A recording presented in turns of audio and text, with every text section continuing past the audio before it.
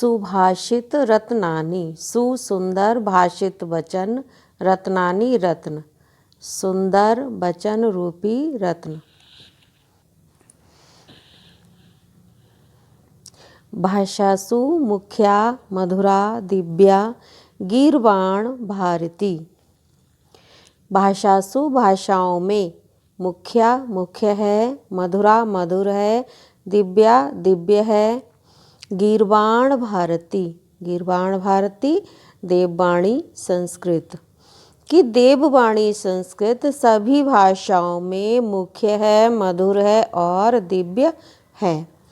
तस्या ही मधुरम काव्यम तस्मात् अपि सुभाषितम।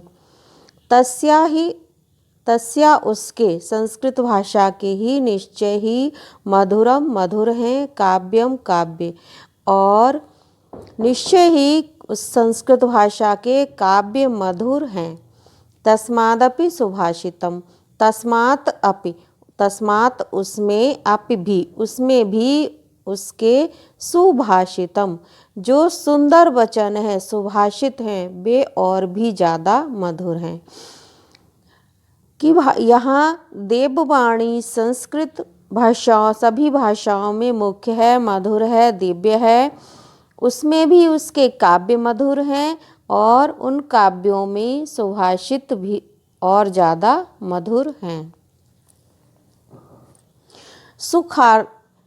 सुखार्थिना, इस श्लोक में बताया है कि सुख, विद्यार्थी को सभी प्रकार के सुखों की आशा छोड़ देनी चाहिए, तभी विद्या प्राप्त कर सकता है। कि सुखार्थिनः कुतो विद्या, कुतो विद्यार्थिनः सुखम, सुखार्थी वा त्यजेत विद्याम, विद्यार्थी वा त्यजेत सुखम। सुख अर्थिना, सुख प्लस अर्थिना, सुख चाहने वाले को, कुतो कहाँ, विद्या, कि सुख चाहने वाले को विद्या कहाँ, कुतो विद्यार्थिनः सुखम, कहाँ, कुतो कहाँ, विद्यार्थिना विद्या प्राप्त करने वाले को, सुखम सुख, और विद्या चाहने वाले को सुख कहाँ। सुखार्थी वा त्यजेत विद्याम, सुख चाहने वाला, सुख प्लस अर्थी, सुख चाहने वाले को त्यजेत छोड़ देनी चाहिए, विद्याम विद्या को, विद्यार्थी वा त्यजेत सुखम, अगर विद्या प्लस अर्थी, विद्यार्थी जो है अगर विद्या चाहने वाला है तो उसको सुख की इच्छा छोड़ देनी चाहिए। कि सुख चाहने वाले को विद्या की आशा छोड़ देनी चाहिए और विद्यार्थी को सुख छोड़ देना चाहिए। जल बिंदु निपातेन क्रमशः पूर्यते घटः, सा हेतु सर्वविद्यानां धर्मस्य च धनस्य च। यहाँ बता रहे हैं कि एक एक चीज़ थोड़ा थोड़ा करके अगर हम सीखते हैं तो बहुत सारा हमारे पास इकट्ठा हो सकता है। कि जैसे कि जल बिंदु निपातेन, जल बिंदु जल की बूंदों से, निपातेन गिरने के कारण, क्रमशः धीरे धीरे, पूर्यते पूरा हो जाता है, घटा घड़ा, कि घड़े में क्रमशः एक एक बूंद टपकने से वो पूर्यते पूरा भर जाता है। उसी तरह से सा हेतु, सा वही हेतु कारण है, सर्व विद्या नाम सभी विद्याओं का, धर्मस्य धर्म का, च और धनस्य च और धन का भी। कि इसी प्रकार, जिस प्रकार जल की बूंदा टपकने से पूरा घड़ा एक समय पर भर ही जाता है, ऐसे ही थोड़ा थोड़ा पढ़ने से सारी विद्याएं भी हम प्राप्त कर सकते हैं। धर्मस्य च, और अच्छे कार्यों का भी कारण बन सकता है, बहुत सारा अच्छे कारण भी हमारे पास जमा हो सकते हैं, अच्छे कार्य। धनस्य च, और बहुत सारा धन भी हम ऐसे जमा कर सकते हैं, एक एक सिक्का बचा करके। काव्यशास्त्र विनोदेन कालो गच्छति धीमताम, व्यसनेन च मूर्खाणाम निद्रया कलहेन वा। इसमें बताया कि बुद्धिमान और मूर्ख व्यक्ति अपने अपने समय को कैसे खर्च करते हैं। धीमताम कालो काव्यशास्त्र विनोदेन गच्छति, धीमताम बुद्धिमान व्यक्तियों का, कालो समय, काव्यशास्त्र विनोदेन सुंदर साहित्य के अध्ययन करने में, गच्छति व्यतीत होता है। व्यसनेन च मूर्खाणाम निद्रया कलहेन वा, और मूर्खाणाम मूर्खाणाम कालो व्यसनेन निद्रया कलहेन वा गच्छति। और मूर्खों का समय व्यसनेन बुराइयों में, निद्रया सोने में, कलहेन अथवा लड़ाई झगड़े में ही व्यतीत होता है।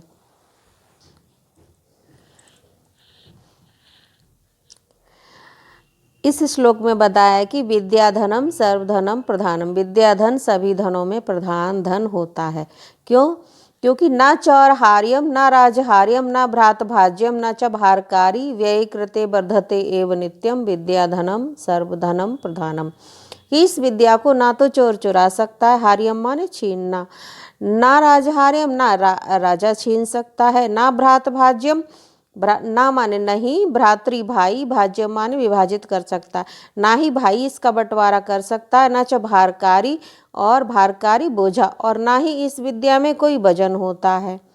व्यय कृते वर्धते एव नित्यम, व्यय कृते व्यय करने पर, वर्धते एव नित्यम, नित्यम हमेशा ही बढ़ती ही है। जितना आप इस विद्या को खर्च करेंगे उतना ही ये आपके पास और बढ़ेगी। इसलिए विद्याधनम सर्वधनम प्रधानम, ये विद्या रूपी धन सभी धनों में प्रधान धन है कि इस विद्या को ना तो चोर चुरा सकता है, ना राजा छीन सकता है, ना बंटवारे में भाई बांट सकता है, ना ही इसमें कोई बोझा है, और ये विद्या हमेशा खर्च करने पर बढ़ती है। इसलिए ये विद्याधन सभी धनों में प्रधान धन है। परोक्षे कार्यहंतारम प्रत्यक्षे प्रियवादिनम वर्जयेत तादृशम मित्रम विश्व कुंभम पयोमुखम।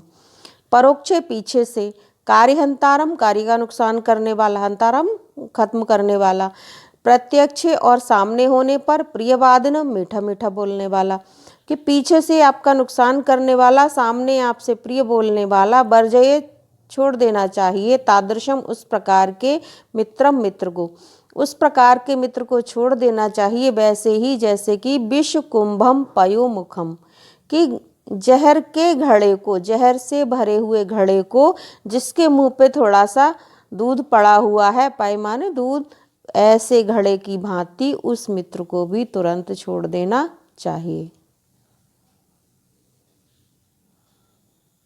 उदेति सविता ताम्रः, ताम्रः एवास्तमेति च संपत्तौ च विपत्तौ च महताम एक रूपता। महान व्यक्तियों के बारे में बताया है कि इसमें हमें कि महान व्यक्ति जो होते हैं सुख और दुख में समान रूप से रहते हैं। उदेति सविता ताम्रः, जैसे कि उदेति उगते हुए, सविता सूर्य, ताम्रः ताम्र वर्ण का होता है अर्थात लाल रंग का होता है, ताम्र एव अस्तम एति च, और लाल रंग का ही अस्त होने पर होता है। उगता हुआ सूर्य भी लाल होता है और अस्त होता हुआ सूर्य भी लाल होता है। इसी प्रकार से संपत्तौ च विपत्तौ च, चाहे संपत्ति हो, चाहे मुसीबत हो, विपत्तियां हो, चाहे सुख हो, चाहे दुख हो, महताम एक रूपता, महताम महान व्यक्ति एक रूपता, एक जैसे ही रहते हैं, ना सुख में बहुत खुश होते हैं, ना दुख में दुखी होते हैं। विद्या विवादाय धनम मदाय शक्ति परेशान परिपीडनाय, खलस्य साधोः विपरीतम एतम ज्ञानाय दानाय च रक्षणाय। इस श्लोक में बताया है कि सज्जन व्यक्ति के जितने गुण हैं वो किस प्रकार प्रयोग करते हैं और दुष्ट व्यक्ति अपनी शक्तियों का प्रयोग किस प्रकार करता है। जैसे कि खलस्य विद्या, खलस्य दुष्ट की विद्या, विवादाय झगड़ा करने के लिए, वाद विवाद करने के लिए होती है, खलस्य धनम दुष्ट का धन, मदाय घमंड करने के लिए होता है, खलस्य शक्ति और दुष्ट की शक्ति परेशान दूसरों को, परिपीडनाय पीड़ित करने के लिए ही होती है। दुष्ट की विद्या विवाद के लिए, दुष्ट का धन घमंड के लिए, दुष्ट की शक्ति दूसरों को पीड़ा पहुंचाने के लिए ही होती है। साधोः विपरीतम एतम, साधो सज्जन व्यक्तियों का, विपरीतम एतत् इसके विपरीत होता है कि सज्जन व्यक्तियों की जो विद्या है ज्ञानाय ज्ञान के लिए होती है, सज्जन व्यक्तियों का धन जो है दानाय दान के लिए होता है, और सज्जन व्यक्तियों की शक्ति जो है रक्षणाय दूसरों की रक्षा करने के लिए होती है। दुष्ट व्यक्ति की विद्या विवाद के लिए, धन घमंड के लिए, शक्ति दूसरों को परेशान करने के लिए होती है, और इसके विपरीत सज्जन व्यक्तियों की विद्या ज्ञान देने के लिए, सज्जन व्यक्तियों का धन दान देने के लिए और सज्जन व्यक्तियों की शक्ति जो दूसरों की रक्षा करने के लिए होती है। सहसा विदधीत न क्रियाम अविवेकः परम आपदाम पदम वृणुते ही विमर्श कारणम गुणलुब्धाः स्वयमेव संपदा। इस श्लोक में बताया है कि बिना विचारे कोई कार्य नहीं करना चाहिए। सहसा विदधीत ना, सहसा ना विदित, सहसा अचानक, ना नहीं, विदधीत जाने हुए, ठीक प्रकार से जाने हुए, बिना अच्छी प्रकार से समझे हुए क्रियाम कार्य नहीं करना चाहिए, क्योंकि अविवेकः परम आपदाम पदम, अविवेक बिना विवेक के, बिना विचार के जो कार्य करते हैं, परम आपदाम पदम वो मुसीबतों का कारण है। आपदाम मुसीबतों का कारण होता है। वृणते ही विमर्श कारणम, वृणते वर्ण कर लेती हैं, ही निश्चय ही, विमर्श कारणम विचार करके कार्य करने वाले को, गुणलुब्धा गुणों के लोभी को अर्थात गुणवान व्यक्ति को, स्वयमेव स्वयं एव, स्वयं प्लस एव, अपने आप ही, संपदा संपत्तियां की, संपत्तियां विचार करके कार्य करने वाले गुणी व्यक्ति को स्वयं ही वर्ण कर लेती हैं। यहाँ बताया है कि अगर आपके अंदर योग्यता है तो आपके पास संपत्तियां जो भी आपको चाहिए वे स्वयं ही आ जाएंगी। आपको तो सिर्फ विचार करके ही कार्य करना है और अपने अंदर के गुणों को बढ़ाना है। वज्रादपि कठोराणि मृदूनि कुसुमादपि लोकोत्तराणाम चेतांसी कोनु विज्ञातुम अर्हति। इसमें बताया कि महान जो संसार से ऊपर उठे हुए व्यक्ति होते हैं उनके हृदय को कोई भी नहीं जान सकता कि कब वे फूल जैसे कोमल हो जाएं और कब वे पत्थर जैसे कठोर हो जाएं। वज्रादपि वज्र से भी ज़्यादा, कठोराणी कठोर, मृदुनी और कोमल, कुसुमादपि फूलों से भी ज़्यादा, कि वज्र से भी ज़्यादा कठोर और फूलों से भी ज़्यादा कोमल। लोकोत्तराणाम चेतांसी, लोक प्लस उत्तराणाम, संसार से ऊपर उठे हुए, चेतांसी हृदयों को, कोनु कोई नहीं, विज्ञातुम जानने में, अर्हति सक्षम है, कि महान व्यक्तियों के हृदयों को कोई भी नहीं जान सकता। प्रीणते यह सुचरितै पितरम सपुत्रो यद भर्तुरेव हितम इच्छति तत्कलत्रम तन्मित्र आपदि सुखे चा समक्रियम यत् एतत्रियम जगति पुण्यकृतो लभन्ते। प्रीणति यह, प्रीणाति खुश करता है, यह जो सुचरित अपने अच्छे आचरण से, पितरम माता पिता को, सा पुत्रो वही पुत्र है वही पुत्री है, कि जो पुत्र और पुत्री अपने अच्छे आचरण से अपने माता पिता को खुश करते हैं वे ही अच्छे पुत्र और पुत्री हैं। यद भर्तुरेव हितम इच्छति तत्कलत्रम, यत जो भर्तुरेव पति के हितम कल्याण को इच्छति चाहती है, तत्कलत्रम वही पत्नी है, तत्मित्रम वही मित्र है, जो आपदि सुखेच्छा, आपदि मुसीबतों में, सुखेच्छा और सुख में और दुख में, कि वही मित्र है जो सुख और दुख में समक्रियम यत, कि समान रहता है, समान रूप से आपके साथ रहता है, चाहे आपके पास सुख हो चाहे दुख हो वो आपका साथ कभी नहीं छोड़ता, वही सच्चा मित्र है। और एतत्रियम ये तीनों जगती इस संसार में पुण्यकृतो लभन्ते बहुत ही पुण्य कार्यों के बाद प्राप्त होते हैं। ये तीनों इस संसार में आपके पुण्यों का ही फल होते हैं।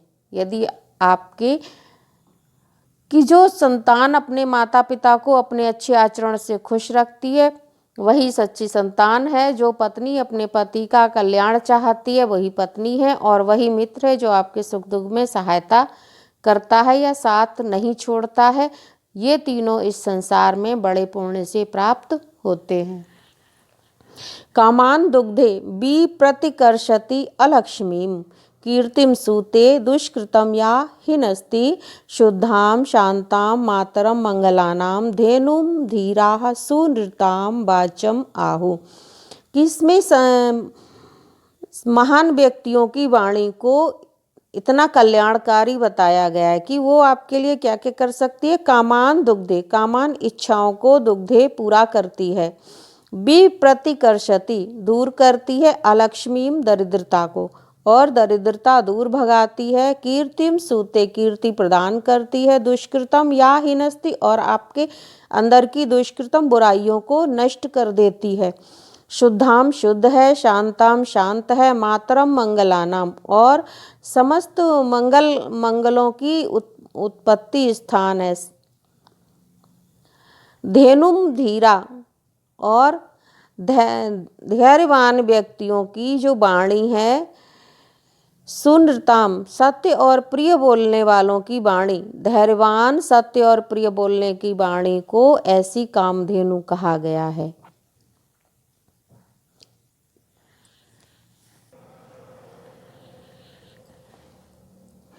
व्यतिषजति पदार्थ अनंतरः कोऽपि हेतु न खलु बहिरूपाधीन प्रीतयः संश्रियन्ते। विकसति हि पतंगस्य उदरे पुंडरीकम द्रवति च हिमरश्मि उद्गते चंद्रकांतः। कि इस श्लोक में बताया है कि पदार्थों को मिलाने के लिए कोई आंतरिक कारण ही जिम्मेदार होता है। व्यतिषजति पदार्थ अंतरम, की व्यतिषजति मिलाने के लिए, पदार्थों को मिलाने के लिए, अंतरः आंतरिक, कोअपि हेतु कोई कारण होता है। पदार्थों को मिलाने के लिए कोई आंतरिक कारण ही होता है। न खलु बहिरूपाधीन प्रीतियः संश्रियन्ते, न खलु निश्चय ही, बहिरूपाधीन बाहरी रूप के अधीन, बाहरी रूप पर आधारित, प्रीतियः प्रेम, संश्रियन्ते आश्रित होता है। कि बाहरी रूप पर प्रेम आधारित नहीं होता है। जैसे कि विकसत ही पतंगस्य उदये पुंडरीकम,